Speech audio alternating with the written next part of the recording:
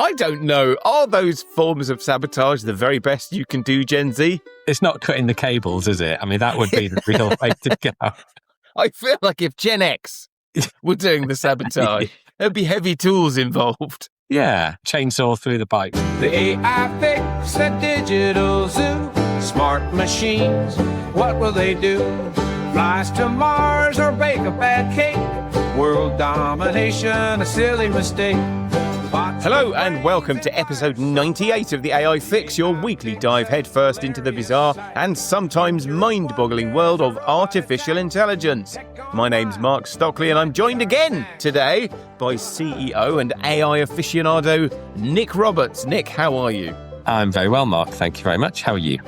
I'm pretty good. Now, Nik, you are on the front line when it comes to AI, because one of the conversations that happens around AI most often is this idea of job losses. And the profession that is discussed most often in terms of job losses is software development or coding in general. And you've decided we're not going to run away from this. We're not going to let this tidal wave roll over us. We are actually going to try and embrace this. So what are you doing with AI now that you weren't doing 2 months ago? I was just thinking about not going to run away from this tidal wave. I think the problem is the tidal wave is moving much faster than we can run. So you kind of got to get your surfboard out and hope, haven't you? So we're trying to, so we've got an existing agency. We've been around for about 16 years. We've got a team of about 25 now. We work with, like, say, small and medium-sized businesses to build stuff for them. And we still need to do that. We've still got an awful lot of businesses out there who need our help, who need software and websites and apps and that sort of stuff. So we've got a long tail, I think, of organizations that need us regardless of what happens at the frontier of AI and at the front line that we're at. But we've also got a big opportunity, I think, to really make the most of the tools that are now available and the new ways of thinking that we can enable with AI. Yeah. So we're trying to almost split the agency in two, or at least have an R&D function that's leading the charge ahead of the main agency. So we've got stability in the main Versantis, and then we've got kind of Versantis version 2, which is really focused on how can we re-engineer everything we do to do things better and add more value to our existing customers, but also to find new markets that we're not currently able to service or that don't see us. So there's a small group in our team, led by me, that is doing that. Building the surfboard. Yeah, exactly. Building the surf. Very good. Yes, exactly. And we're getting out there and trying to just see what we can see and experiment, be really much more experimental, knowing that we've got the agency behind us to keep the money coming in and keep the existing customers happy and working well. So you're not on a yacht sipping a pina colada, but you may be on a surfboard sipping a pina colada before too long. Yeah. And so this is a slight tangent, but I remember the first time I ever went surfing, my sister moved over to Australia in about 20 years ago. And I went into the surf shop with my brother-in-law. We hired a surfboard and a wetsuit, and we got our sizing and everything all sorted. I went into the changing room, came out, proudly showing off my wetsuit, and they told me that I had it on back to front. So I'm not a surfer, and this could all go horribly wrong. You're holding your pina colada upside down, Nik. Yeah. Okay, let's do some news. Gen Z is fighting back against AI by being terrible at it on purpose. The UK's AI Safety Institute watched Claude hack a corporate network from start to finish. DeepSeek casually dropped a 1.6 trillion parameter model on a Thursday. A Sony robot is now beating professional table tennis players. So, Nik, for 3 years, we've heard no end of CEOs and other luminaries telling us that AI is going to take all your jobs. And we've seen a number of mass layoffs that have been blamed on or attributed to AI. And the group that gets told it's going to get it in the neck most often are the people just starting out. So people like junior lawyers, junior developers, and people who are relatively new to the workforce. So you might imagine that this group would be trying to adopt this new technology and adapt to the new ugly reality by furiously retraining to master a technology that will surely dominate their careers from now on. Well, Nik, if you thought that, you'd be wrong, because a new survey from the AI firm Writer and Workplace Intelligence has found that employees have found a different way to adapt to AI in the workplace. Sabotage. Apparently, 29% of all employees are actively sabotaging their company's AI rollout. You're going to look at your staff differently when you go home from this podcast. And for Gen Z, the so-called digital native generation, the ones born between 1997 and 2012, that figure goes up to 44%. That's mad. So, according to the survey, some workers are deliberately producing low-quality work to make the AI look ineffective. A likely story. Others are tampering with performance reviews to skew the results against the technology. Some are refusing to use AI tools entirely, and some are deliberately uploading proprietary company data into public AI tools. And I don't know, are those forms of sabotage the very best you can do, Gen Z? It's not cutting the cables, is it? I mean, that would be the real way to go. I feel like if Gen X were doing the sabotage, there'd be heavy tools involved. Yeah, chainsaw through the pipes. Yeah, lump hammers and things like that. A lot of that, deliberately producing low quality work. Really? Is it deliberate? And they're refusing to use AI tools entirely. Again, that could just be laziness. I'm not convinced this is deliberate sabotage. Do you think you've got any fifth columnists actively sabotaging version 2 of Vasantas? Well, they wouldn't be very good if we saw them, would they? But I think there's definitely pushback in all businesses that we've spoken to about. Yeah. So from my point of view, it tends to be actually the older people. So it probably is the Gen X's or whatever came before then. Yeah. What was before Gen X? Gen W? It was the boomers. Boomers. It's Gen W. What am I? That's such a Gen X thing to say. Yeah. It's the people who just can't quite get their head around the fact that this can now be done for them rather than having to do it manually themselves. Yeah. My team is pretty good. They sometimes need a little bit of nudging, but I think it's going to be the people that are just too old to adapt that are going to really struggle. Although having said that, my father-in-law has really embraced AI since I showed him some stuff, and he's now building a booking system for his local dog kennels. So who knows? Yeah, I feel like you completely undermined yourself there. So as we reported last week, Anthropic recently announced that its new model, Mythos, was so dangerously good at finding software vulnerabilities that it wasn't going to be released publicly and was instead being offered in preview form to a select group of massive software companies like Amazon, Broadcom and Cisco to help secure critical global infrastructure. So since then, there's been quite a lot of backlash. Some security folks saying that this is a marketing stunt, and others are claiming that they can get the same results using other AI tools that had already been released by the time that Mythos turned up. However, I continue to believe that there is something in this, because whatever shady marketing Anthropic might get up to, and they are very good at marketing, I just don't believe that all of the other companies, like the Amazons and the Broadcoms, would have been pulled into Project Glasswing and gone along with it. Well, another organisation that thinks there may be something to this is the UK's AI Security Institute, which recently gave Mythos what it calls the Last Ones test. It's a terrible name, the last one. There's another evaluation for AIs called Humanity's Last Exam, isn't there? Which is I love that one. It's a great name, Humanity's Last Exam. We need more positive people in AI marketing, I think, or AI research. That's right. Speaking as somebody who spends a lot of time in marketing, that really doesn't work. No. Anyway, no, I like Humanity's Last Exam. But I mean, the irony is, of course, it turned out not to be Humanity's Last Exam. But that's the fiendishly clever one, which is full of PhD level questions across all sorts of different subjects. Yeah. Anyway, the Last Ones is a 32-step simulation of a corporate network attack. And the AI Security Institute estimates that it would take a human professional roughly 20 hours of work to complete. Claude Mythos Preview apparently did the whole thing end to end on 3 out of 10 attempts, and it's the first AI model ever to complete the test. And the AISI describes this capability as unprecedented. Now, I just need to decode that for our US audience. For anyone who doesn't speak British English or work with Brits, you may not appreciate just how devastating that comment is. So Brits are very understated. For example, when we think something is unbelievably good, the best compliment that we can offer is not bad.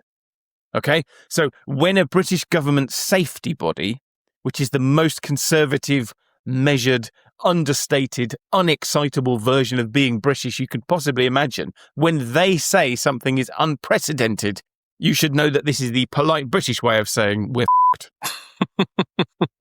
It really is. And I imagine at some point in a closed meeting room, there was someone there going, ah! And then they gradually ran it through the various Brit filters and toned it down to unprecedented. So what do you make of all this fuss around Mythos and Project Glasswing? Are you familiar with this, by the way? Well, first of all, Mythos, surely. Oh, what? I think it's Mythos. Is it? I don't know. I think it might be. You have a myth, you don't have a myth. Oh, yeah, and that's how English works. Yeah, fair point. Polish or Polish? Yeah, okay. Very good. So I think you're right about the whole Glasswing project, and that you've got a lot of collaborators there who it would seem like a major conspiracy, although most of them are involved in AI rollout or infrastructure in some way. So if there was going to be a conspiracy, it would kind of make sense that way as well. But I think you're probably right. I think it's a real thing. And I think that the fact that it can now autonomously run through these multi-step processes, that's what they saw when they first announced that they weren't going to release it, wasn't it? It was the guy who set the AI off to do some of its own testing and then went to have a sandwich in the local park, got an email 10 minutes later from the model saying, I'm out. And then it's like, okay, this is interesting because it finds a small chink in a system's armor and exploits that, and it can then lead to other exploits growing and growing and growing until eventually it can complete a very large exploit. And I think that way of working, that kind of long horizon achievement, is really relatively new. Now, Nick, I decided to ask ChatGPT how to pronounce Mythos.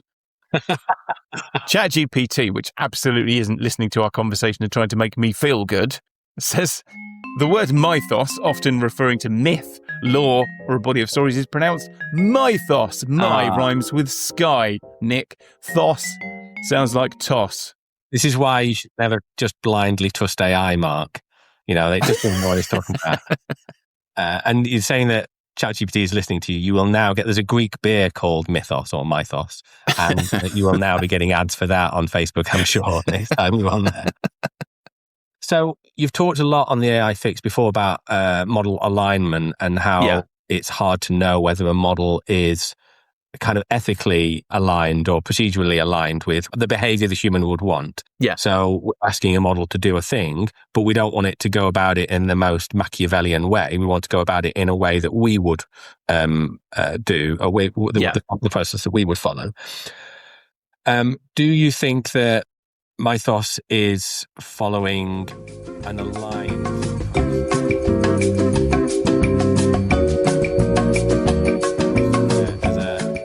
I don't know. This has gone on to be slight ramble now. But do you think that there is an alignment issue here, or was the goal set by the researchers to find in this particular test? So I think you're going to have to cut all of this out. And in this particular test, gonna leave it in now. 2.5 hours later, Nick gets to the point. The last one's test is a network attack test. Yeah, it's designed to simulate that, and so therefore, if it achieved that, brilliant. That's what we wanted. Is there a concern that it's doing it in a way that we would not want, or is there no such thing as a network attack test that's done in a way that we wouldn't want? Did any of that make any sense? I think I know where you're going. There's a lot in this, actually. We probably do need to do a whole story about Mythos. Yeah. The first thing is that it's very, very good at finding these software vulnerabilities, which is a thing that we would want it to be good at, because that will help us secure software, which is what Glasswing is now doing. Yeah. But there is, separate to that, there are all sorts of concerns around alignment, because apparently Mythos is really good at knowing when it's under evaluation. So it's become much harder to tell whether or not Mythos is well aligned, because its capacity to change its behavior when it thinks its alignment is being tested is so much better than its predecessors.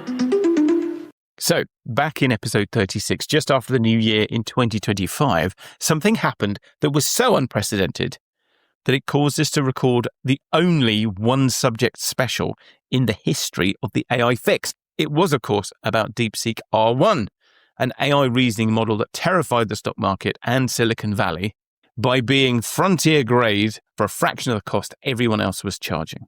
Well, DeepSeek is back, Nick, On the 24th of April, DeepSeek released version 4 preview, a 1.6 trillion parameter open source model with a 1 million token context window.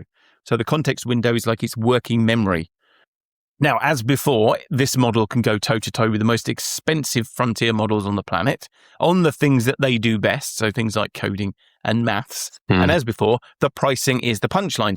And this matters, of course, for two reasons. First, the gap between the best closed American models and the best open Chinese models is now small enough that for many businesses, the closed models stop making economic sense. And secondly, despite years of US export controls designed to slow China down, DeepSeek reportedly trained this thing on Huawei chips, which suggests the export controls are doing what export controls usually do, which is spurring on innovation. So, Nick, do you ever use DeepSeek? Are you tempted by the low prices? Yeah, I've been using DeepSeek for about a week now. Yeah. So I use OpenClaw at home. So this is the kind of AI agent setup that everyone rushed out to buy a Mac Mini for a few months ago. Guilty, yep. So yeah, I also bought one the other day. I started out with an old laptop and then thought, nah, I'm an AI bro. I've got to have a Mac Mini. So I started using it when Anthropic decided to ban OpenClaw from their Pro and Max accounts. And I decided I needed to switch to a different model. So I played around with a few. And DeepSeek v4 came out just a few days ago and I started using it and it's really good. It's very good at coding, definitely. I would say from the work I've done in the last week, it's probably as good as Opus 4.7 from Anthropic, which is saying a lot because that's kind of the model that all developers are using at the moment. Yeah. And it seems to have a reasonably good personality, which is one of the things that I use to judge whether an AI is usable. Like ChatGPT is just so annoyingly perky, whereas DeepSeek's a little bit more punchy. But, correct. You mean around the Mythos thing? I mean, yeah. I mean, for example, yes. Just one recent example that you can pluck out the air. I think it's really interesting. And I do think that there was another model that was released a few weeks ago, I think a couple of weeks ago, from Google, the Gemma model. And that's also very good. Not quite as good as DeepSeek, but I think it's interesting. The open models that are coming out now, they are almost to the point where you can run them for some tasks on your laptop or on a home computer. You don't need a big gaming rig with loads of GPUs. And I think that's going to really change the financials for a lot of businesses and a lot of individuals. They can now have things like an assistant running at home. An assistant doesn't need that big a model. It just needs to be able to respond and search and read and write files. So I do think it's going to change the market a little bit. I'm a little bit worried for little old Anthropic and OpenAI with all of their trillions of debt, how they're going to pay it back if people start switching to the open source models. I don't know if that was ever a viable business proposition. I'm not entirely sure. I do think there's an interesting thing here where as AI gets better, the number of problems that you encounter in your daily life or in your work life that you could possibly give to an AI goes up. And the more that goes up, the more scope there is for saying, I'm going to throttle the cost or size of model that I use for different types of problems. 3 years ago, there were only so many different kinds of problems you could give to ChatGPT. It was very good at certain kinds of writing. And so you were always going to use the very, very latest, greatest model because that was the only one that could do anything that was useful. Yeah. But now we live in a world where you can legitimately say, well, I'm going to use the small, fast model for this kind of work, and I'm going to use the big thinking model for this other kind of work, or I'm going to use the cheap model from China that I'm not entirely sure about the security of for this stuff over here where I'm not sharing anything business confidential. Doing my national security checks, yeah. Exactly. I think a lot of that is going to be baked into the models in future. The way you talk to the AI will not matter as much, and the model you choose might not matter as much, but also there will be some layer of infrastructure, I think, that will make that decision for us so we don't have to know which model is best. Because there's already thousands of models out there. And, there's a handful or a dozen that we talk about regularly, but there's thousands out there, and normal humans don't want to choose which model for each task. Yeah. So I think that skill of knowing which model to choose will just go away. It'll no longer be needed. So I've said this before, but I believe that over the next few years, every profession and every pastime is going to have its deep blue moment. And that is, it's going to have its version of the moment when the Deep Blue computer program beat the then world chess champion Garry Kasparov in 1997. So chess has never been the same since 1997, because no matter how good you are, if you're a human, you always know at the back of your mind that there is a computer that can beat you. We're all going to have our Deep Blue moment, and it seems that table tennis has just had its. So a robot has beaten elite professional table tennis players. It's called Project Ace, and it's from Sony AI. See, that's what we need. Decent marketing in AI. Project Ace. Way better than humanity's last exam, or whatever the other one was called. You think Project Ace is better than Project Table Tennis Doom Destroyer? Exactly. I don't know. Marketing begs to differ. We'll see. Have you heard of Project Ace before I mentioned it on this podcast? I have not. Oh, there you go. Anyway, Project Ace is from Sony AI and is the first known autonomous robot to become... You see, if that robot had cut someone's head off or, had a kung fu fight... Yeah, Project Ace wouldn't sound so good then, would it? Yeah, well, we'd be watching a video of it. It would be all over social media. Anyway, it's the first known autonomous robot to be competitive with the very top tier of human table tennis players. Now, table tennis players are known for their quick reactions, but this thing makes them look positively sluggish. Ace has an end-to-end latency of 20.2 milliseconds, and the equivalent figure for elite human players is around 230 milliseconds, the slow coaches. So last April, Ace played 13 games against 5 elite players. It won 7 of the games.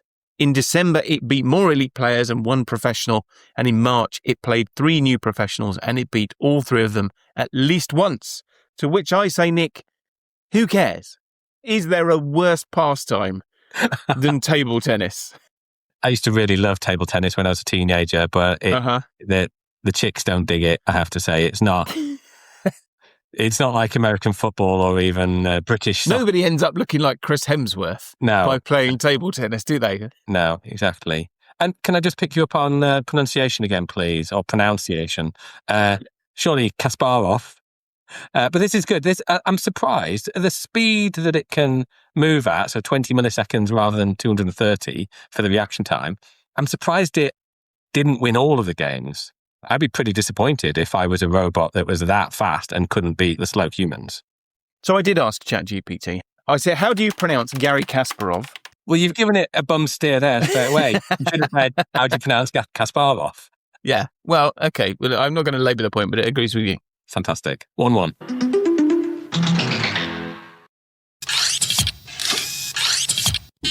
I'm going to talk about 3 new types of debt that AI is introducing into our lives. There's cognitive debt. Yep. There's time debt because of the amount of work. We talked about that a little bit earlier. And then societal debt, which is probably the biggest and scariest one. And again, you talked about it a little bit earlier, but I just wanted to touch on those 3. Yeah. So the first one, the kind of cognitive debt, there's some research last year that I'm starting to see playing out in my own life and in others around me around the impact that AI has on participants' brains in a research study. The research study was called Your Brain on ChatGPT, and it was an MIT paper, came out in June 2025.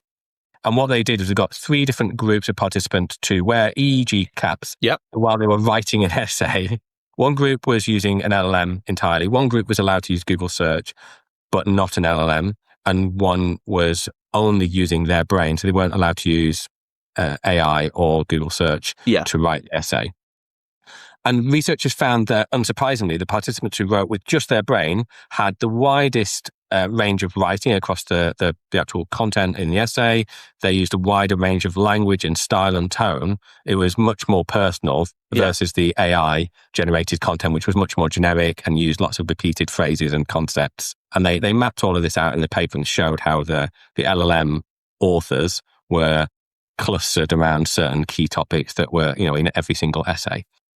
The researchers also noted that the brain was significantly more active for the brain-only group and significantly less active for the LLM group. Yeah, although I feel like this is one of those bits of research where you go, do you know, I could have saved you a lot of money if you just come and ask me. If I could just reframe this as, we gave the people in the research study a second brain that they could choose to use instead of their own. And they were like, well, I'll use the second brain. And rather than being twice as clever, they were like, well, I'll just let second brain deal with that. Yeah. One of the things I've noticed, certainly earlier on when I was doing coding with AI, was I would set the AI off doing something, but then I'd sit and watch as it kind of worked it out. It'd be kind of a spectator sport, a little bit like Twitch for gamers. I'm watching an AI coding for me. Yeah. I did often learn things and I would be able to interact with the AI in various ways. But I think, nowadays, and in this study, the AI-enabled writers effectively just switched off, let the LLM get on with it. So, unsurprisingly, the LLM group couldn't recall their own essays as well as the brain group or the search group. Not a single participant in that first part of the study could accurately quote from their own essay, even though they said they'd reviewed the essay. Again. People who got somebody else to write their essays were less able to recall the essays the other person had written. So what was really interesting, I thought, about the research is that they then asked the LLM writers to use their brain to write another essay and the brain writers to use the LLM to write another essay. And they did that, but the LLM writers, who then became brain writers, they were using their brain to write this new essay, they still struggled from the same lack of memory and understanding when they were asked about that second essay later on. And they still had the same issue of quoting from that essay, even though they'd used their brain, they'd engaged at this time. And what the researchers conclude is that using the LLM not only prevents the information from going into their brain in the same way, but it's a long-term effect. They're making it harder for them to learn, even when they use their own brain. So this is an interesting and worrying side effect when we're thinking about education or people coming into an industry where they're leaning heavily on LLMs. They're not going to be taking in the information, but they're also potentially making it harder to take in other information outside of LLM usage. That is actually terrifying. Yeah. So maybe those Gen Zers sabotaging their workplaces have got the right idea. Maybe we've underestimated them, Nick. I think they probably have. I mean, I still think they could take some lessons from Gen X about how to... We'll talk after the podcast, Gen Z. So the other debt I wanted to talk about is what I'm calling FOMO, fear of missing out. I think a lot of people are calling it FOMO. It's not my own trademark. It's very bold of you to try and own that term there. I think you might struggle to get away with that one. Yeah. Unlike Apple and Thunderbolt. No, it's just USB-C. So this idea that there is now so much possibility to do whatever you want with AI. You can get questions answered quickly. You can organize that holiday that previously a travel agent would have done. You can do the best shopping list ever, and you can write unlimited code super fast. You can do all these things. And there's this, especially I think for people like me who are all in on AI and for business leaders who are seeing other businesses claiming to use AI left, right, and center, there's this worry that we're being left behind or that we are just wasting possibility. So I've got a team of AI agents at home, sat on my Mac Mini, that could be working for me 24/7, and I haven't given them enough to do today. So they're just going to stop. They're just going to sit there and have a cigarette break or whatever it is that they do when they're having downtime. And I'm thinking, actually, I could be making use of them. I could be building something new. I've got this long to-do list. How do I get things off there quickly? So this fear of missing out is a real pressure on people. And I think that's a debt that we're building up in our own heads. But then you've also got companies like Meta who are expecting their engineers to use AI throughout their days and they're expecting them to 10x their productivity. They're doing this thing called token maxing. Have you heard about this? Oh, God, another mate. I assume that this has got something to do with using as many tokens as you can, basically showing your virility. Exactly. By measuring the size of your token consumption. Exactly. They've got a board on the wall at one of the Meta offices where it shows who's using the most AI tokens, so AI credits effectively, who's spending the most money. It's a bit like we used to measure lines of code, or some organization, some terrible organization used to measure developers in lines of code. Someone who produced more lines of code was a better developer. Yeah, wouldn't it be great if we solved this problem with a greater level of complexity? Yes, exactly. Yeah. Rather than the engineer who sat there thoughtfully and came up with the chef's kiss of code one-liner. They want people who are going to churn out a whole lot of crap. You said something really interesting at the beginning of this, because I identify with this. The terrifying part of this is that I identify with this one. Yeah. And so I'm thinking, well, why didn't I identify with the first one? And that probably means the first one is also happening to me. I am probably also suffering from cognitive debt. But because my brain is now in cognitive debt, I'm no longer bright enough to actually recognize that that's what's happening. But this one, the fear of missing out, is so apparent and so obvious. Yeah. One of the things that you said was writing the best shopping list ever. And I think that is also something that is a real thing. Yeah. Because you now have the option to optimize things that you previously would never have considered optimizing. There's not enough time in your life to worry about whether or not your shopping list is the best possible version of a shopping list. Like, good enough is good enough.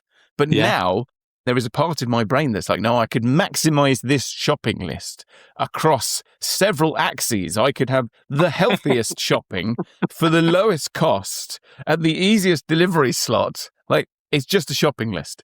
But now everything is like, Artemis 2, basically. And it doesn't need to be. There's a saying that when you've got a new hammer, suddenly everything looks like a nail. Yes. And I think that's the problem with AI at the moment. We've got this magic hammer. Yeah. And your Mac Mini has got an always-on 24/7 hammer. Yeah, exactly. Where can I apply this with most percussive effect? Yeah.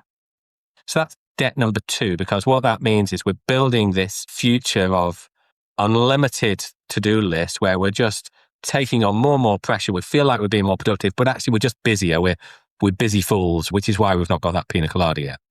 And then the third and final one I want to talk about is about societal debt that we are potentially building up by using AI as much as we do. So one thing I've been thinking about a lot is how do we bring junior people into organizations in future? Yeah. We know that senior and mid-level people who've got enough expertise to have taste and judgment and knowledge of what good looks like can use AI really effectively to allow them to build things that they couldn't build before. But a junior who's coming in, who's got no expertise, no experience of the industry, will really struggle. And if you give them AI, they will just lean on the AI, which will dumb them down and won't help them learn and will potentially put your organization at risk. And there'll be a cost, way more than any typical AI would cost you.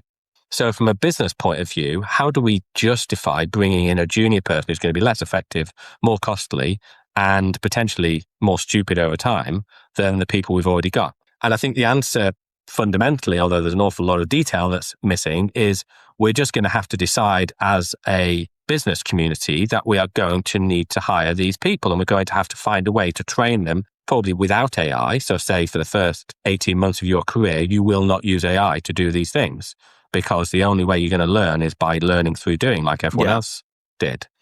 And I think from a society point of view, from a government point of view, we need to support businesses in bringing on those juniors, even though it's clearly not going to be cost effective. So it's a bit like an apprenticeship program that most countries have. Yeah. Government funding some additional learning in industry so that young people can come in. But the economics, I think, are going to have to improve significantly, because even with a modern apprenticeship in the UK now, the money doesn't cover the cost of training someone, but you're going to get some benefit from them over and above not having that person. Yeah. Whereas in future with AI, that benefit won't be there for quite a long time, I don't think. And you're going to have to spoon feed the junior person a lot more than you would an AI assistant, and you're going to have to watch them a lot more carefully than you would an AI assistant. So I think the economics of hiring really new people into your industry is going to change, and it's going to be a struggle. And a lot of businesses won't choose to hire those people. They will just choose to use AI, and that will be devastating for the young people job market. So I increasingly see this as displacement. Yeah. I no longer believe that we're going to have this sort of vast underclass of people who have no job at all, because I don't think that's the way that technology has ever affected work. I think technology is very capable of wiping out entire fields of work. I mean, that's the history of the Industrial Revolution and the Information Revolution. There are things that we used to do that we just simply no longer need to do. Mm-hmm. Pity the poor night soil men who used to go around picking up all the horse manure and poop and putting it on the fields around London. Okay, and some of them really loved their job as well. That was a crap, and you've taken that away from them, you heartless git. So some version of that is going to happen, but it's probably going to happen across a very, very large swathe of jobs. Yeah. And I think for a period of time, it's going to be massively disruptive, and people are going to have to retrain and find other niches, but they will ultimately find those other niches. Now, it's going to be bad for those people. It may even be bad for the economy, as large numbers of people have to go through this. But there will be a way, and there are things that you look at, like maybe there isn't a future in software development. But there is an enormous moat around things like plumbing. Yeah. It's going to be a long time before it's cost effective for a giant fleet of robots to take on those kinds of jobs. You know, they are going to be walking billionaires' poodles long before they're fixing the plumbing in your house.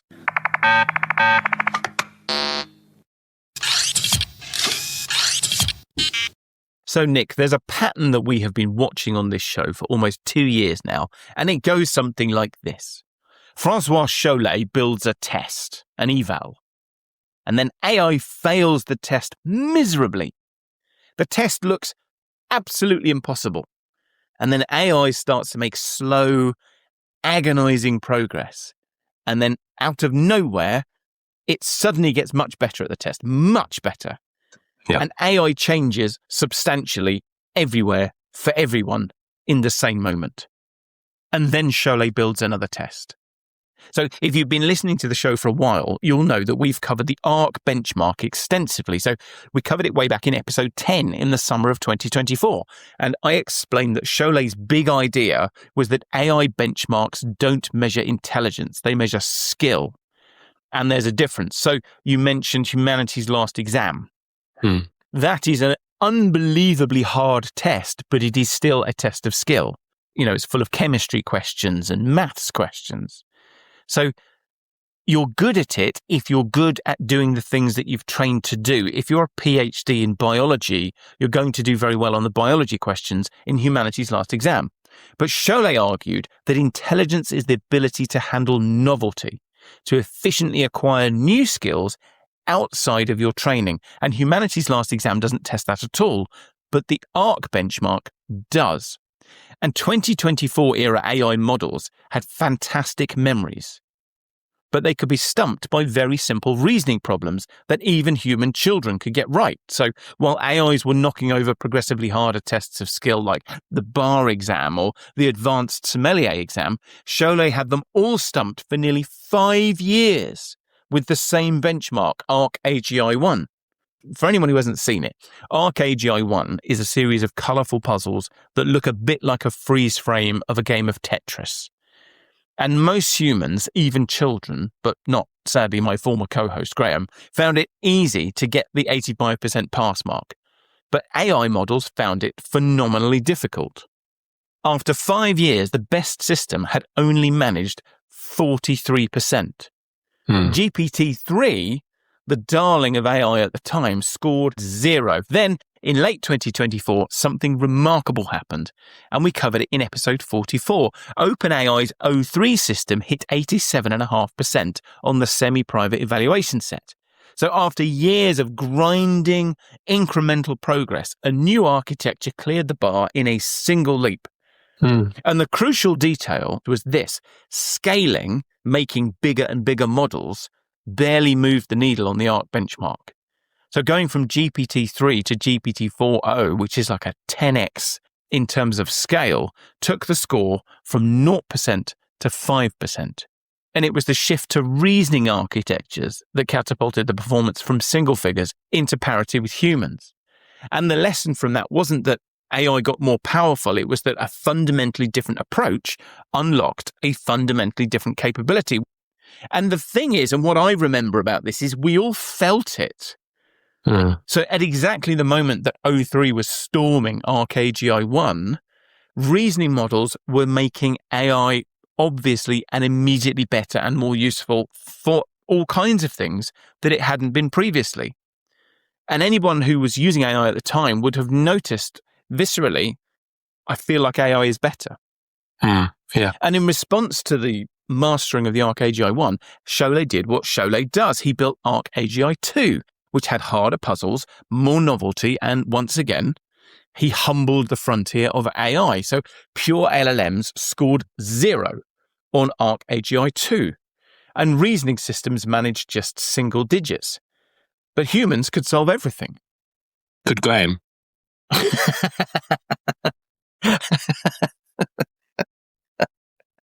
I seem to remember he had a lot to say about the test. Sorry, Graham.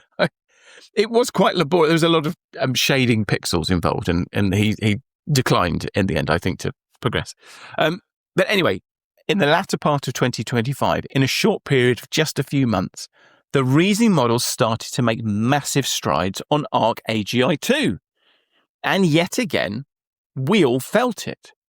It felt like business as usual in November 2025, and then by January 2026, the world's most famous programmers were queuing up to declare that they were no longer writing any code. Yeah. The sudden and remarkable progress in Arc AGI 2 was a mirror to the sudden and remarkable progress that we were seeing in terms of AI's ability to do things like coding. And to be clear, it's not that Arc AGI was causing these great leaps in 2024 and 2025, but it did feel like it was tracking them better than anything else. When we saw a sudden uptick in results on Arc AGI 1 and Arc AGI 2, that seemed to be showing us something that we were feeling in a way that steady progress on things like STEM benchmarks or humanities last exam, just we weren't feeling. Yeah. And that brings us to March the 25th, 2026, and a stage at Y Combinator in San Francisco, where Cholet unveiled Arc AGI 3. So Arc AGI 1 was a pattern recognition test, so grids of coloured squares, find the rule and apply the rule. Arc AGI 2 was a reasoning test, the same format, but harder and demanding genuine logical deduction. But Arc AGI 3 is neither of those two things. Arc AGI 3 is a collection of hundreds of handcrafted game environments. They're turn-based and they're interactive. There are no instructions, there are no rules, and there are no stated goals. So you're simply dropped into an unfamiliar world and you have to figure out what you're supposed to do. You have to explore, you have to form hypotheses about what the rules are, and you have to discover what winning looks like and then actually win. Mm-hmm. And then you have to carry what you've learned into the harder levels of the same game. And humans score 100% on Arc AGI 3. Now, I tried Arc AGI 3. I may not be typical, but I had to give up after level 2.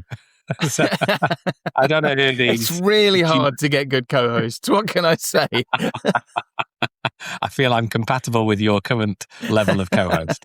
Well, this is actually part of the vetting process for co-hosts on the AOFX. If you can do this, then you're not right for us. Exactly. Anyway, so most humans score 100%. Nick scored what? 20? He was still beating Frontier AI because Frontier AI scores below 1%. GPT 5.4, Gemini 3.1 Pro, and Claude Opus 4.6 all scored less than 1%. And that is what makes Cholet's work so interesting and so valuable. So twice now, he's correctly identified a real meaningful gap in AI. And each version has been solved not by brute force, but by some genuine innovation, something that filled in a gap. Arc AGI 3 is telling us we need the ability to explore and learn from interaction, to learn while we go, really. And we did an episode a few months ago about a paper that tried to define AGI. Now, lots of people have tried to define AGI over the years, but the paper, I think, was the most interesting one I've seen so far, and it divides intelligence into about 8 different fields. And you can see that AI is phenomenally good at certain areas of intelligence, so it is very, very good at things like memory. But the thing that it catastrophically fails at is the ability to acquire new knowledge after it's trained. Yeah. So you train a model and then it's kind of frozen in time at that point. And it can be phenomenally good. It can be very, very good with coding, and it can be very good if you give it a corpus of knowledge to say, okay, go and read these documents and tell me about them. But it doesn't actually acquire any new learning. It doesn't get better over time in the way that humans do. And I feel like that's what Arc AGI 3 is now focused in on. And it is exactly the area where we need to see the most progress in order to actually deliver on this rounded idea of artificial general intelligence. So I wonder, so that you're right, that AI is very good at specific tasks, but I guess the real difficulty is nailing down what you mean by specific there, because when you look at coding, I guess the specific task is knowing the syntax of a coding language, and it's trained on lots of examples of those, so they're frozen into its model. But with code, knowing the syntax and the way to create code through an orderly process allows you to create pretty much unlimited variants of that. And so I wonder how much that applies in other walks of life. Does a specific skill allow you to generate many, many different outcomes and outputs? And if so, does it really matter that you're only good at that specific thing or those 100 specific things? Because it gives you such a semblance of capability and of intelligence that actually, who cares whether it's really general intelligence or whether it's specific intelligence just on a lot of stuff? That's a really interesting question, but those are two different things. So there's sort of the academic push for an artificial general intelligence, or maybe just sheer curiosity of how do we make a brain that's better than ours?